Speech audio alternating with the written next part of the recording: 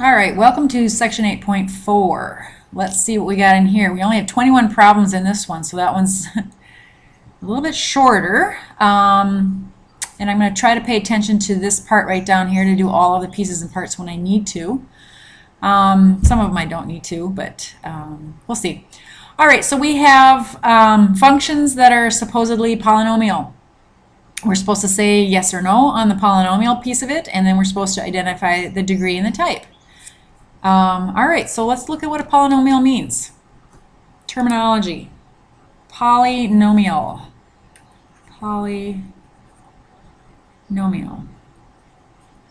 Okay. Poly. Poly means many. Okay, so it's a many-termed expression. It's a many-termed expression. Okay, so I have types of polynomials. I've got, let's see, I've got a monomial. Mono means one-termed. I've got a binomial, two-termed.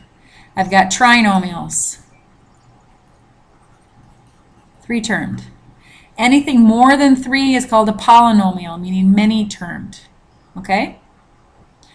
The degree, if I put this in descending order as far as, okay, I'm always looking at the power on x. I've got a 2, I've got a 1, I've got 0, right?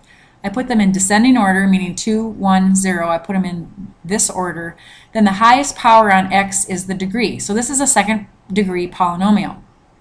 Okay? It's the first degree polynomial. This is a seventh degree polynomial. You don't have to have all of the ones in between. Okay? This is a binomial, but it's also a seventh degree polynomial. What else do we need to know about this? Well, let's look at what's not a polynomial function. Okay? Polynomials, if it's not a polynomial, it will have a radical sign in it. It will have so this is not a polynomial function. It'll have absolute value bars on it. That's not a polynomial function. It'll have the variable in the denominator. That is not a polynomial function. Okay, so anything goofy going on with it. It's got negative powers. That's not a polynomial function. So anything that's normal looking, like these are all normal looking to me, those are polynomials. All this stuff is all this goofy stuff over here. These are not polynomials. Okay? And the other thing that we need to know is the type of polynomial function. We've got something that looks like, no, let's start here. Y equals 3. F of x equals 3, whatever. This is a constant. Okay, it's also linear. Then we've got y equals 2x plus 3. That's linear. Why? Because the highest power on x is a 1 here. This is a constant and linear. All constants are linear as well. Then we have the highest power is 2. Those are quadratic. Okay? Quadratic means that they are parabolic in nature. They look like these U shapes. We'll look at those later. Then we've got the highest power is 3. Okay, these are cubics. Highest power is 3. I think that's as far as this section goes, but in college algebra we're going to look at fourth degree polynomials. These are called quartics. And we're going to look at fifth degree polynomials. These don't have to match. Boy, that's just silly. Okay, I'll do 15. And they don't have to have, they can have any of these in between. So I'll do 3x cubed plus x. Okay, that's a quintic. Highest power is 5. Quartic, cubic, quadratic, linear, constant. Okay? Just stuff to know. These are all not polynomial. These are all polynomial. These are all polynomial. They're just normal. All right, so let's get back into our homework. Does this look normal? Yes, it's not in descending order.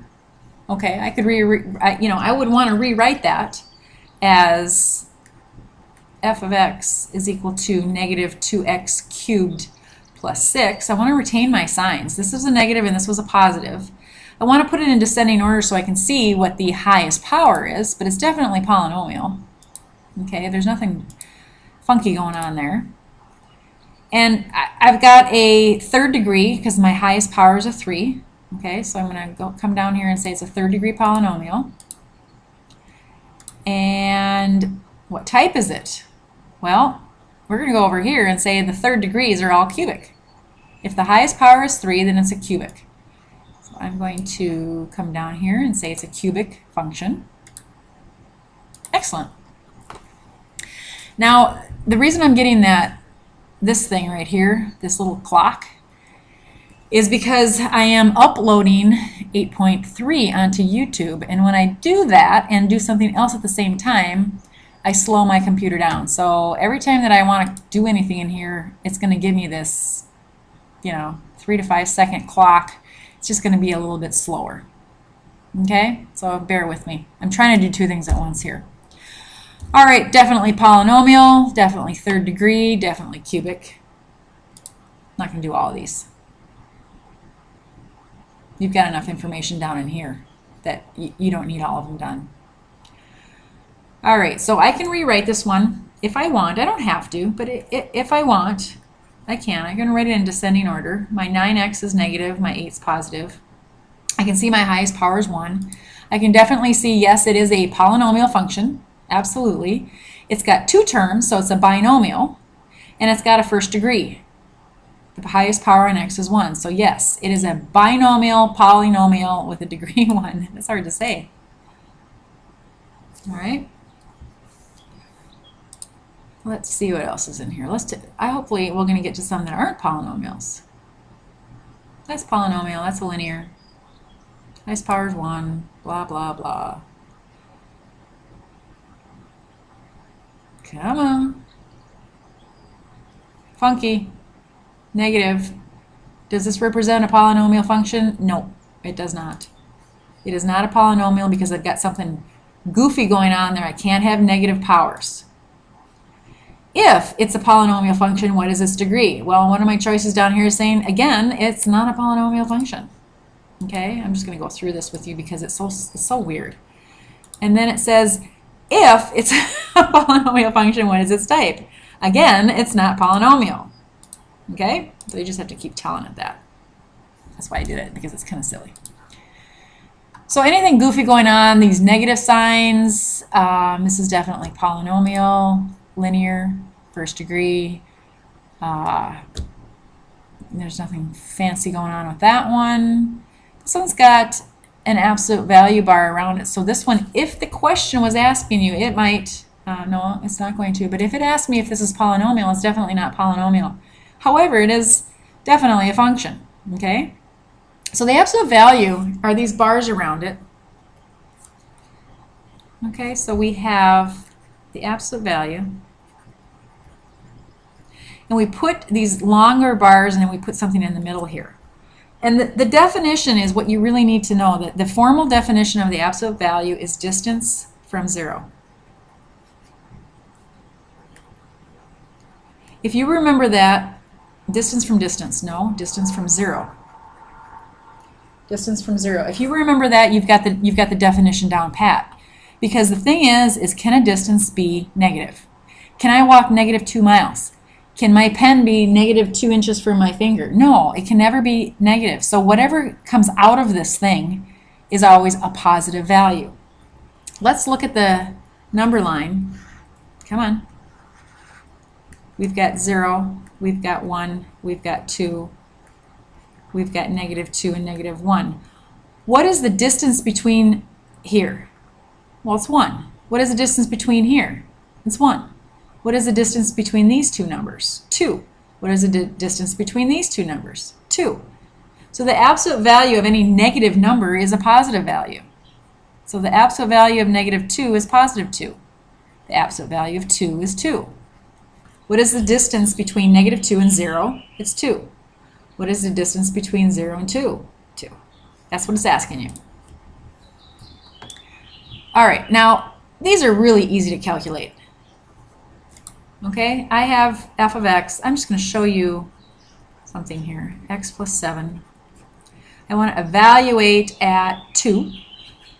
So wherever I see the x, I put the 2 in, just like we did before. So I'm really evaluating, and think of these as parentheses, and you want to do everything on the inside first. So 2 plus 7 is 9. And the distance from 0 to 9, or the absolute value of 9, is 9. So that would be my answer. Okay? And then we would do it again for -1. Obviously, we're going to get a 6 on that. Okay, now here's something that we can do on the calculator. You know, if we were to put this -1 in there, we would get a 6. I don't know if I said that. I had to pause it. My husband came home, and I didn't want him interrupting us, but I just interrupted us anyway.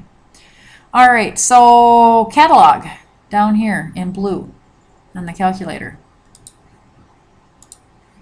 This first one is ABS. That's the absolute value. No, it's not an automatic braking system, or it's not your abs that you have to tighten. It is the absolute value.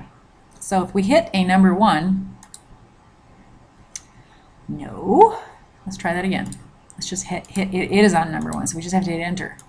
It's going to give us the absolute value, and it's going to give us parentheses, but we can pretend like they're this. Okay, so we could do 2 plus 7 and close them, and we're going to get our 9.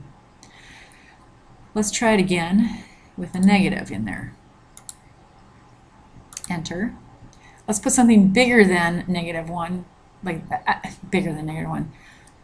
Smaller than -1, so that our value comes out to be a negative, which will come out to be a positive. So let's do this. That didn't make any sense at all.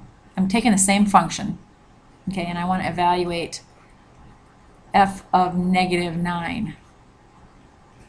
-9 plus 7. -9 plus 7 is the absolute value of -2, which is a positive 2. So if we take -9 plus 7, it'll give us the positive value. Okay? Because this is negative inside. All right. Yes, yes, yes, yes. Okay, what else do we have in here? Come on. Okay, so now what we're going to do is we're just going to start evaluating. Now this is nothing different than the first day. We're going to start evaluating when t is 3. So you put a 3 in here, and here, and you crunch a number. Okay? So let's start with g of 3. We would do 3 squared minus 3 minus 9. 3 squared is 9 minus 3 minus 9. It's going to give me what? Well, 9 minus 3 is 6. 6 minus 9 is -3. You could also use the calculator. 3 squared minus 3 minus 9. It's going to give me a -3. Now let's do it again with a -3. A little different. We want to square all of -3. Okay, so that means -3 times -3 is a positive 9. Minus a -3. I want to subtract whatever t is, and t happens to be -3, and then I want to subtract 9. So you have to be very careful on this kind of stuff. This is a positive 9. -3 times -3 is a positive 9. Subtracting a negative is like adding, and then I've got my minus 9. So 9 plus 3 minus 9 gives me 3. So over here, we're going to have to encase our -3 in parentheses, square the whole thing. We want to subtract a -3 and subtract 9. And we get 3. So -3 on the first one, 3 on the second one.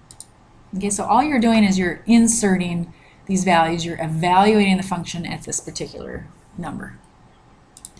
And that's what we did the first day, back in 8.1. Some of these are just almost exactly the same as what you've already done. So they're nothing's really all that difficult on these, so I won't do a whole lot of these.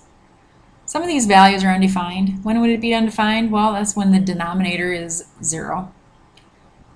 Just be careful on this one. You've got -t cubed I'm going to do the second one only. I'm going to do this one.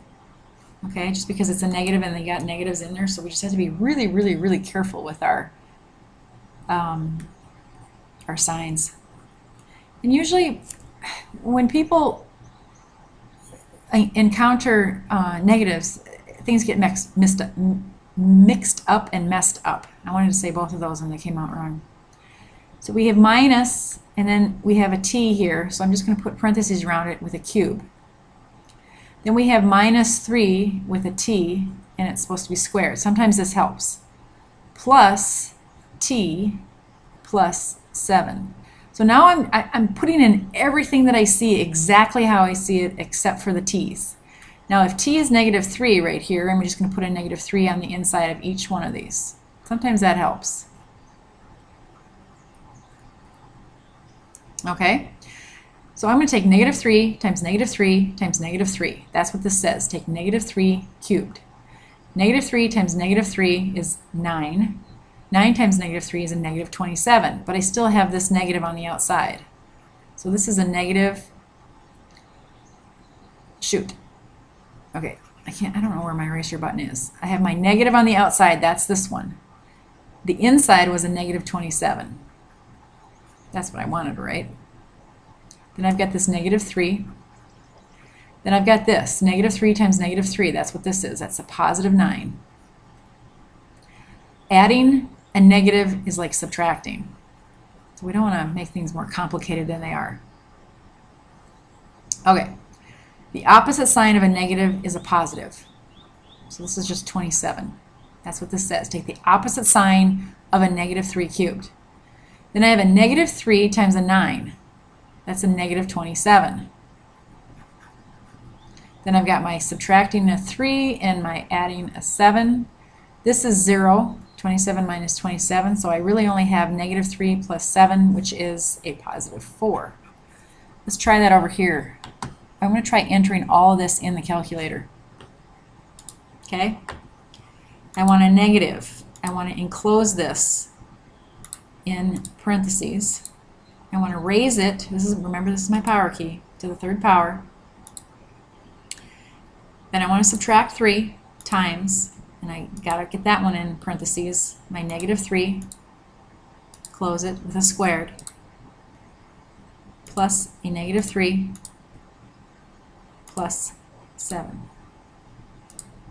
4. That's a long calculator sequence, and you have to be very careful about putting your parentheses in the right spots. This is the way you do it by hand, so your choice. Okay, just be very, very careful. Sometimes it really helps just to put these parentheses and fill them in afterwards. Okay? One of the biggest troubles I see is, especially when it's a negative, and when it's squared or cubed, it's going to change the sign, so we just have to be really careful about stuff like that.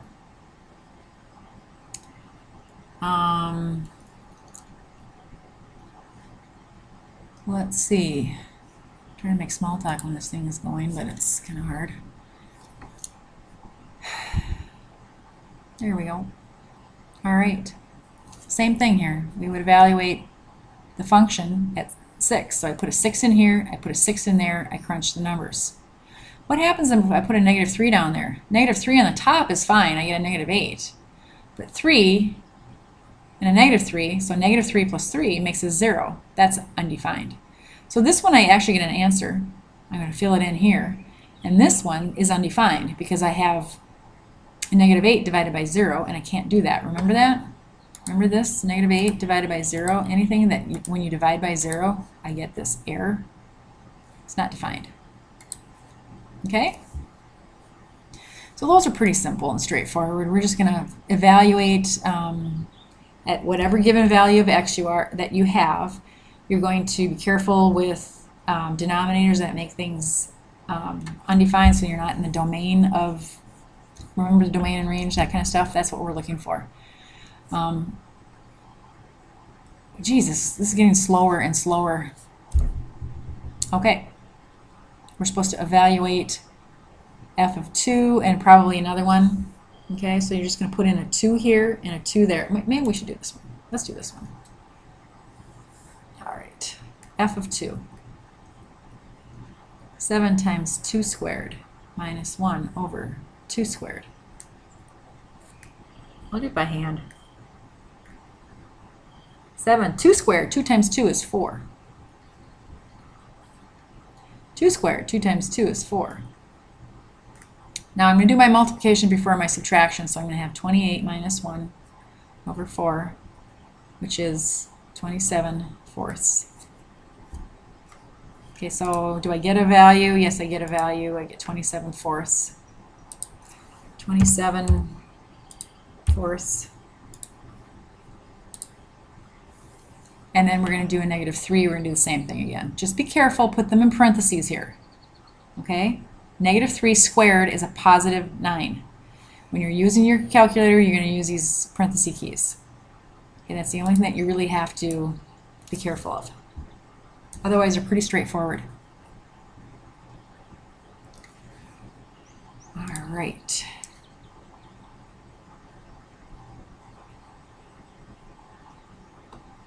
If I had a funny math joke, I'd tell it now. Like, what did 0 say to 8? Nice belt. Okay, you know, there aren't many funny math jokes, and that's all I'm going to say about that. All right, what do we got going on here? If possible, use the graph to evaluate each expression. Then use the formula to check your results. Okay, well, we'll do this graphically. So the first part is graphically, and the second part is symbolically. What is all this garbage down here? Well, it's just telling you your scale. It's telling you that your x are ranging from -7 to 7. That's -7 to 7. And your y values are also ranging from -7 to 7. And it's telling you that they're going by ones, right? Each tick mark is worth 1. Why do they do this? Because we're going to get into that in here. Okay, we're going to be setting these. So if we want to set our Windows settings, that's what this stuff is all about. This is my -7 to 7. I'm going by ones. My -7 to 7, I'm going by ones. We're not going to do that right now, but that's, whoops. That's why they're showing you this, just to get you used to it. So your function is x squared minus 4. It's a parabola, right? It looks like this. And we want to evaluate the function when x is -3. So we're going to do this a couple different ways. All right, we'll do it by hand, we'll do it by the graph, and we'll do it by the table. All right. So graphically, when x is -3, so we go to the x-axis, that's this one, and we go over to -3, then the function is at 5. Right? When x is -3, the function is at 5. So that's my answer here. Okay? Well done. How else could we have done that?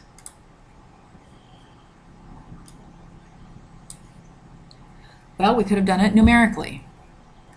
That's the second part of this. We're going to do it now because then I don't have to do it later. This is my function. And I can put a -3 in here, and I'm going to square it, and I'm going to subtract 4. -3 squared is a positive 9. So we're at 5. So this is your symbolic. That's asking you, that's the second part, using the formula to check it. We did it graphically, right? We looked at the graph, and now let's use the table. So we're going to go into our y equals. Let's get rid of all this other junk that I got in there. Okay, and I'm going to put my function in there. I've got x squared minus 4. Okay? Just because we can, we're going to graph it. Looks just like this. And then I'm going to go to the table. So second function, table, will get me into all my values. When x is -3, y is 5. That's the third way to check it. Okay? So now let's just be lazy and say we're also supposed to do it for 1. So when x is 1, y is -3. Right? So we can get that in there because we can. And then this is asking you for, did you do it symbolically? Yes, we did down here. Did it check? Did it work? Yes, it did. So you're just going to say yes on both of those. And it's going to ask you again. If I put a 1 in here, right? 1 squared is 1. 1 minus 4 is -3. So it does work. Okay? So that's all it's going to ask you on this. Really what you're doing is you're using multiple ways to look at things, the same thing in a different way, and you can always use all those different ways to check. Okay, so if your graphical matches up with your numeric, which matches up with your symbolic, then you're good to go. Now remember, when you can't get out of this, I can't get out of this, clear, clear, clear, I can't get out of this, I have to use my quit key. Second function, quit, gets me out of it. Okay, here we have a cubic, right? Highest power is 3. Cubics all look like this in some varying degree. I mean, the bumps on them can be, you know, not quite as pronounced, and they can be a lot more spread out. But basically, this is what a cubic looks like. Again, here's our scaling down in here. We're going to put a -1 in here, and we're going to crunch the numbers. Okay? Let's do the, why did I hit that? Let's do the numeric one first. Okay, so I've got 5x minus x raised to the 3rd power. Let's just make sure it's the same graph. Looks like the same graph. All right, I'm going to go in here and say, well, when x is -1, y is -4. Okay, so we've got -4 on that. Let's check that out graphically. When x is -1, is y -4? Absolutely. I could also do it numerically, or excuse me, symbolically, where I could put the -1 in here and actually crunch it out by hand. Okay? So those are your 3 options. I'm not going to do every piece of that because they're all the same. I'm going to get this stuff wiped out of here because I'll probably need it again while I'm waiting. And then second quit. And okay, so then I'd have to do it again for f of 2. I'd put a 2 in for here and here, wherever I see an x. Or I could look down the table and found the numeric value, or I can look on here and see it. All right, we're supposed to graph this. We've got a multiple choice. Okay. Let's do it by hand, and then we'll use the calculator. So whenever we graph a function, we're just going to, you know, do a t-chart. We're going to pick some random points. We're going to pick some negatives. We're going to pick 0, and we're going to pick some positives. This is a pretty safe bet. When you graph a line, you only need 2 points. But when you graph something other than a line, you're going to need a bunch of points just to see what's going on. Now I'm going to just keep throwing them in here. So -1 plus 2 is -1 plus 2 is 1. Absolute value 1 is 1. -2. -2 plus 2 is 0. Absolute value of 0 is 0. Absolute value of 0 plus 2 is 2, which is 2. If I put a 1 in here, I get 1 plus 2 is 3. The absolute value of 3 is 3. If I put a 2 in here, 2 plus 2 is 4. Absolute value of 4. Okay? I would plot these points and I would match it up with one of these graphs to see. I would have to blow each one of these up to make sure that the points that I've plotted or that I've figured out lie on these grid points. Okay? There's only going to be one.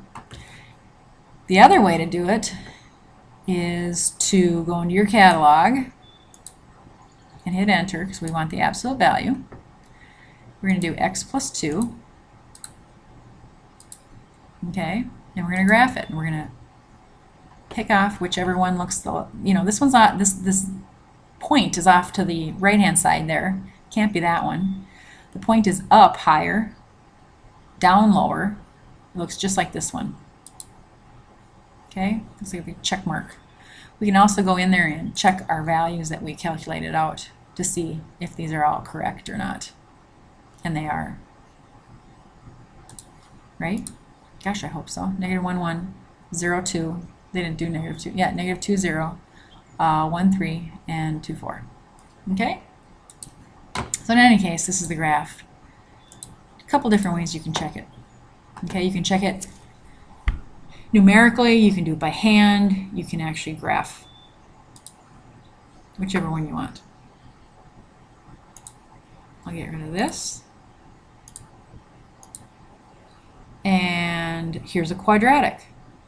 What do we say about quadratics? Quadratics are parabolic in nature. They're those horseshoe-shaped. Okay? That's because the highest power is 2.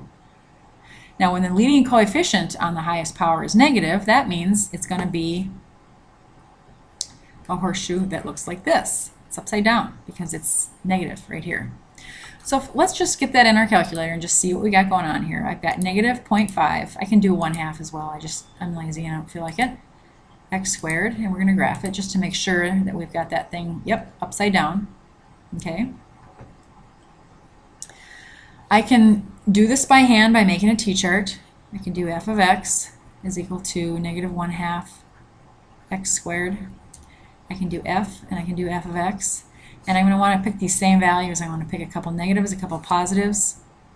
Okay, I'm going to throw them in there. 1, 2. I want to evaluate each one at this point.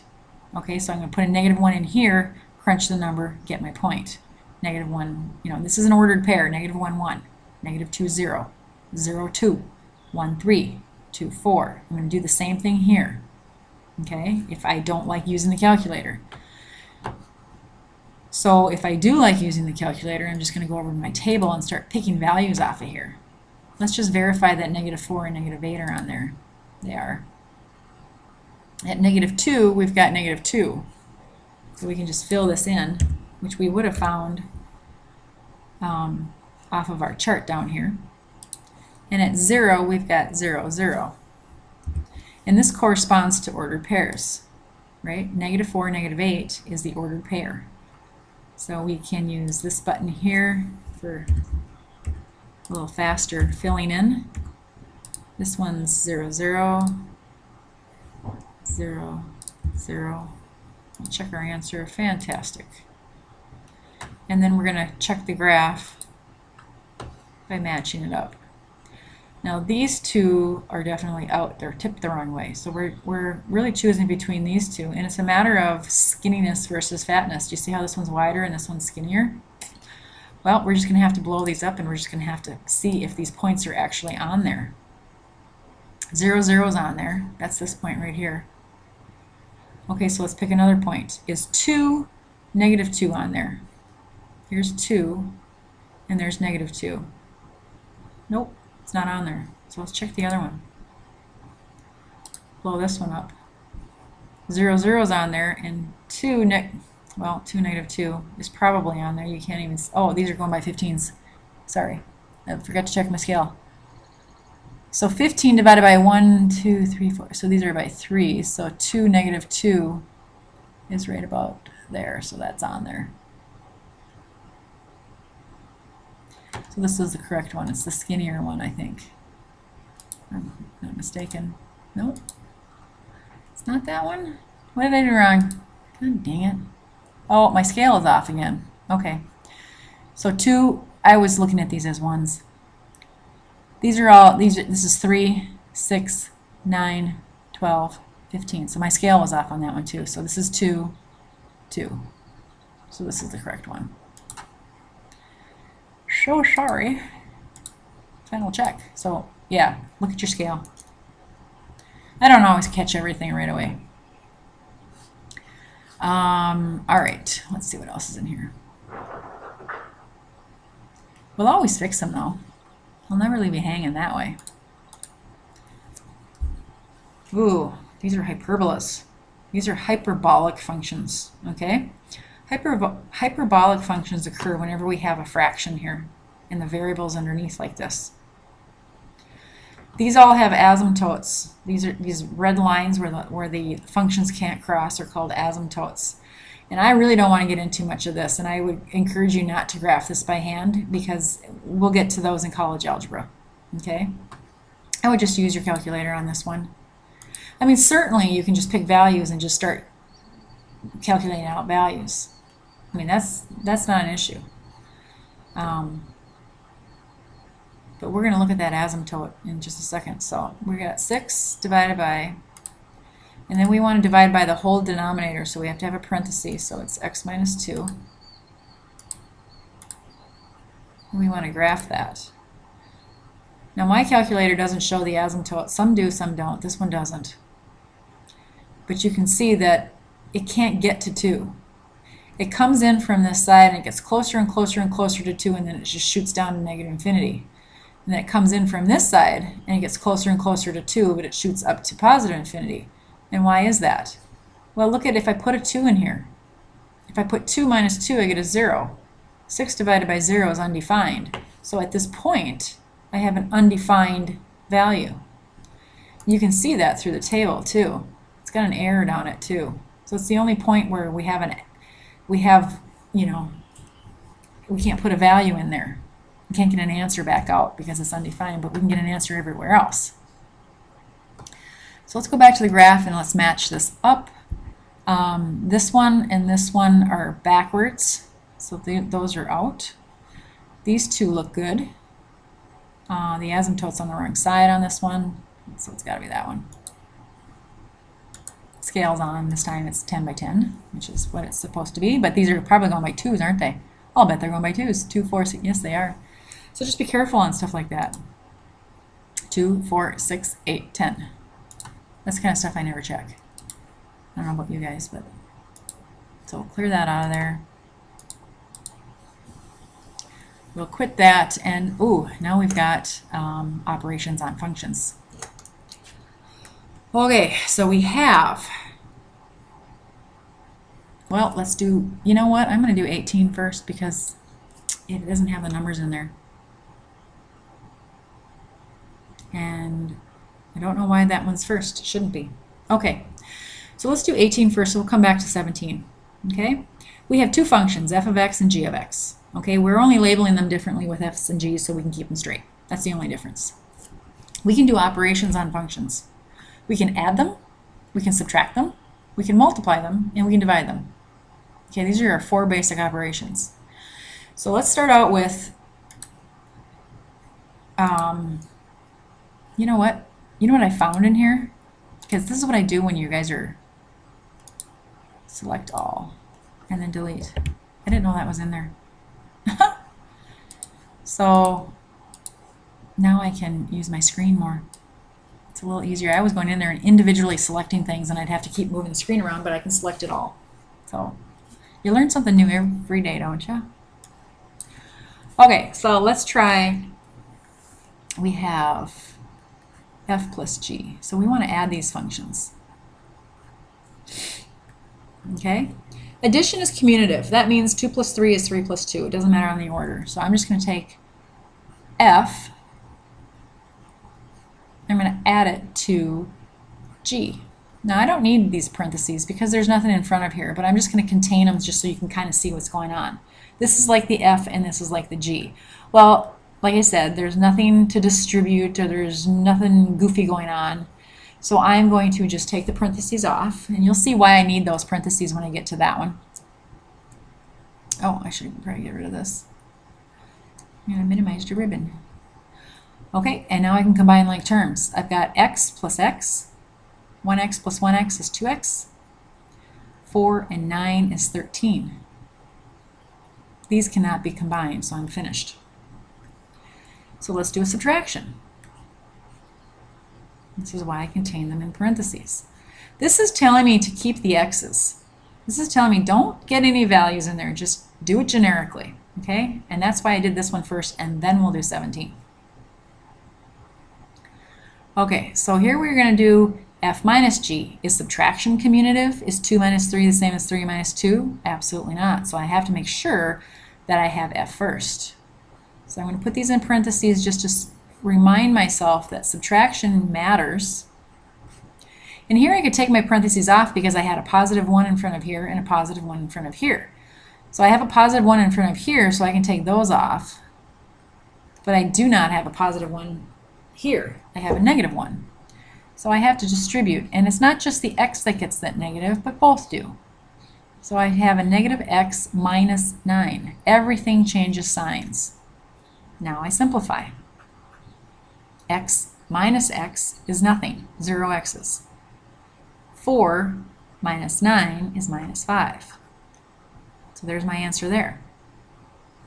Now I'm going to go on to this one. Multiplication. FG, things next to each other with nothing between them, indicate multiplication. Is multiplication commutative? Is 2 times 3, 3 times 2? Absolutely. Put them next to each other. Looks like a foiling problem to me. Okay? So everything gets multiplied by everything. Here's your first. Here's your outside. Okay, x times x is x squared. X times 9 is 9x. Here's your inside. 4x. Here's your last. Positive 4, positive 9, positive 36. Like terms. I can combine those. Got 13 of them. Done. X squareds and x's are not alike. X's and numbers are not alike. I can't combine them. I can multiply them, but I cannot add or subtract them. Okay, so that one's finished. Last one is division. That's what the slash means. Okay? It's a G. Is division commutative? Is 2 divided by 3 the same as 3 divided by 2? No. F has to go on top. G has to go underneath. Can I cross these off? Well, that's a really good question. Let's say I have this fraction. Okay? If I add across, I've got 2 plus 4, so I've got 6. 2 plus 9 is 11. So my value here is 6/11. If I cross off my 2's, my value becomes 4/9. Is 4/9 the same as 6/11? No. So I can't do this. I have to add straight across. I can't add these. I just said that these were not alike. X's and numbers are not alike, so I'm done here. Do not cross those off. I'm finished. Okay, that's all I can do with that. So let's start entering these in so we can, okay, so we have f plus g is 2x plus 13, so we can just see what's going on here. So we know, okay, I'm going to have to get this down. That subtraction one was -5, right? So we're just going to put that one in there. I'm just hitting the enter button. The multiplication is here. Okay, this is the first time that I've got a power. My power key is right here, my superscript. You put the base in first, then you hit this key, then you hit a 2. Now if I keep typing, I'm going to stay up there. Okay, so I don't want to do that. All right, I want to use my arrow key. My down arrow key got me down to that level. Then I put plus 13x plus 36. And lastly is my division. Now here I have a fraction, so I'm going to want to put those in fraction form. So I've got x plus 4. I'm going to use my down key, x plus 9. Fantastic. Okay? And I think 19's the same. Well, we better do it. Let's get some numbers in there. Okay? The difference between, and I'm only do, let's do this one because it's a lot like 19. Now 19 you're going to stop at the generic x's, and this one you're going to keep going with it. So this will be a good one to do. Number 17 here. So let's try f plus g of 2. So we're going to do f plus g of x first. So we're going to have 4x minus 7, that's my f, and I'm going to add g. Nothing's alike. I've got x squareds, I've got x's, I've got numbers. So now I'm going to take this combined function and actually, and this is where you'll stop on number 19, you're done. Here, we want to evaluate it at 2. So wherever you see the x, you're going to put a 2 in there. So here you're going to get numbers.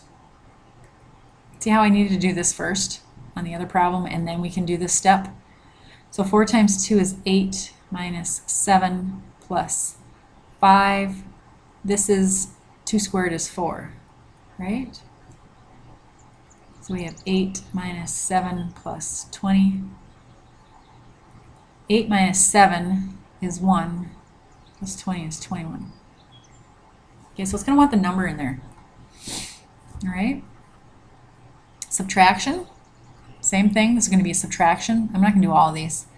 Subtraction just means that this one here is subtracted. So this is subtracted, subtracted, subtracted. Okay? Let's do the multiplication and division ones. So we'll do FG of x. What do we have? We have 4x minus 7 times 5x squared. Distribution. 5x squared times 4x. Okay, you're going to take the 5 and the 4 and multiply those for 20. There's a power of 1 on my x, even though it doesn't look like it, but there is. When I multiply these, I add my exponents, so I've got 3 of them. And then I've got a negative 7 times a positive 5 for negative 35. And this just goes along for the ride. So there's my function. This is where you'll stop in number 19. And then we keep going for this one. So now we want f of g of negative, nope, looking at the wrong one, 4. Okay, we want 4 on this one. So wherever I see an x, I put a 4 in there. I need the calculator on this baby. So we're going to do 20 times 4 raised to the 3rd power minus 35 times 4 squared. 720. Okay? And then we will do the division piece of it just because it's different. So f divided by g, do the x first. We're going to take f divided by g. There's my generic. Now I'm going to do f of g of 0. So I've got 4 times 0 minus 7. 5 over 0 squared. This bottom is becoming a 0. 0 squared is 0. 0 times 5 is 0. Division by 0 is undefined. Okay, so that one you'll have this option. So for that one, for part D, it's undefined. The rest you get answers for. Okay? So 19, let's just take a look at it quick. I must be done uploading because it's coming up really quick now. Same thing. This is exactly the same. You just got different numbers in there, so I won't do that one. And then let's work on the word problems. Again, I don't want you guys to freak out about word problems. So, read. We've got a parking lot attendant can wait on 5 cars per minute, and the cars are leaving the lot randomly at an average rate of X cars per minute. Then the average time, T, in minutes spent waiting in line and paying the attendant is given by the following. Blah, blah, blah, blah, blah, blah. Does it sound like Charlie Brown's teacher? Wah, wah, wah, wah, wah. Lots of words. Okay, so what we're going to do first, let me get that back up there. Yeah, I know. Is where did I lost my function? There's my function. Okay, I lost my function. I've got 1 over 5 minus x. Okay, so I'm going to write that down here. I'm going to, again, label what I've got going on. Go back up here. X cars per minute. X are the cars. This is cars. T of x. What is T? T is the minutes spent waiting. So this is your wait. I'm dragging this thing. This is your wait time.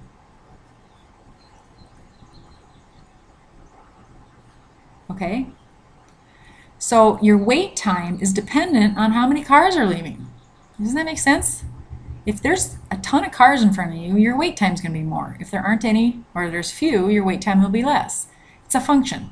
They're inversely proportional. We'll get into that later. But that really makes sense to me. That would be a great model here. Okay, so we're supposed to evaluate t of 3. So that means we put a 3 here and a 3 here. And then we're supposed to interpret the results. Well, let's just use a calculator since I'm being really lazy here. 1 divided by 5 minus 3. And we want to make sure that we put that in parentheses because we want to divide by the difference of those two numbers. And we can do math, enter, enter, if we want to change that over to a fractional form. Okay, we want 3 decimal places. We don't want. Okay, so we're going to do 0.5. Fantastic. And now we're going to do the interpretation piece of it, and that's where I'm going to drag this down. What does it mean? What did we just do? Okay, and that's where this piece of, I can't get this, that's where this piece comes into play. Okay, we had to evaluate t of 3. That means we had 3 cars, and our wait time was half a minute, right? That's what we determined. If we have 3 cars, because this is where our cars go, we had to wait 30 seconds because that's how fast the parking lot attendant can move. Okay? So generically, what did we find? We found the wait time if the cars are leaving at 3 cars per minute. Or did we find the rate at which cars are leaving if the waiting time is 3 cars per minute? No. The rate at which cars are leaving if the attendant can serve 3 cars per minute. Or the average waiting time if the attendant can serve 3 cars per minute. Boy, those are all the same. That's really confusing. But what we found was the wait time. So we can eliminate these two. We didn't find the rate at cars leaving, right? We wanted to know what the wait time. And remember, X is an average of so many cars per minute that leave. So we would want to know the wait car if the cars are leaving at an average rate of 3 cars per minute. I'm pretty sure it's this one. Yeah. Here's another interpretation. Okay, here's your traffic rate. Let's read this graph. These are the cars that are leaving per minute. So this is more cars. This is your wait time. Okay, so more cars mean more wait time. Less cars mean less wait time, right? As more cars try to exit, the waiting time increases. It's kind of what we've been saying the whole time, right? The more cars there are, the wait time is increasing. You can check through those other ones that they don't make any sense as far as what we've been doing. And this last one, let's see what we got here. The grade of a hill is the measure of the steepness and corresponds to the slope of the highway. The braking distance, D, in a car for feet traveling 60 miles per hour on a wet uphill grade is given by this expression. Again, we really need to label what we've got. Which side is which? Okay? Why did I do that? Can't even read it. Okay, no. Where's my... Oh, it's here. Okay. So I've got D of X is equal to 3600 over 30x plus 9. What does X represent? What does D of X represent? Now we got to go back to this stuff. X represents the grade, right? D represents the braking distance. So that's what we're going to put in here. So we've got the braking distance, and we've got the grade. So depending on the grade, it's going to determine the braking distance. Does that make sense? Makes sense to me. So here we know the grade is 0.11, so we're going to put it here and we're evaluate. Okay, round to the nearest foot as needed. All right, well, let's do that. So we're going to put it in down here because we've been given a grade and we want to know what the braking distance is. So 3600 over 30 times 0.11 plus 9. Okay, 3600 divided by, open up a parenthesis, 30 times 0.11 plus 9.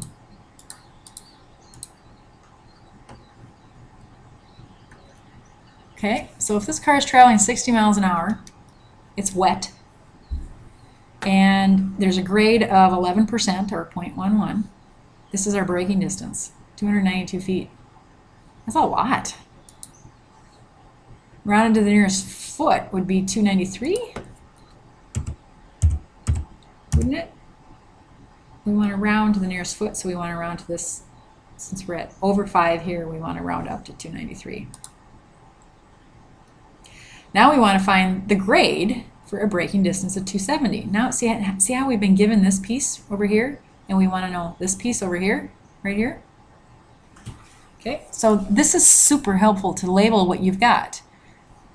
All right, so the other way, I'm just going to go right here, is 270.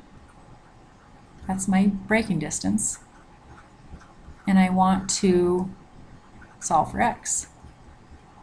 I want my grade. I want my grade! All right, I'm going to look at this as division. 3600 divided by something. To get rid of division, you multiply. I'm just going to multiply by the whole thing.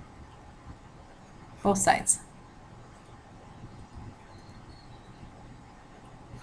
Okay? Anything divided by itself is gone. So I'm going to just come down here a little bit. So I've got 30x plus 9 times 270 is equal to 3600. Ouch. And I gotta get that in parentheses. Okay, isn't that what this says? 30x plus 9 times 270 is equal to 3600. Good. Distribution. Distribute this 270 in and this 270 in. This will be about almost exactly an hour lecture. That's good. So 30 times 270 is 8100 x, and 270 times 9 is 2430, positive, right? You got two positives there. 2430 equals 3600. I'm going to subtract my 2430 across. 2430. It's gone. So I've got 8100x is equal to, I've got 3600 minus 2430, 1170. Finally, I'm going to divide through by 8100. That's a 0. So I've got that divided by 8100. And I've got about 14% grade. Round to the nearest hundredth, I'm looking right here. Hundredth is 2 decimals. So that would be 0.14. Okay, should we check it? I sure hope it's right, I'm tired. All right, so that's 21, okay? So I think the key here is this labeling right here. Labeling what you've got going on. Labeling what you've got going on. These two pieces are key. Then you're just seeing, what do I have, what have I been given, and what do I need? And then you'd be done, okay? So one more section, and then at the end of that section I'll tell you what you need to do for before testing and stuff like that. So I will see you at 8.5.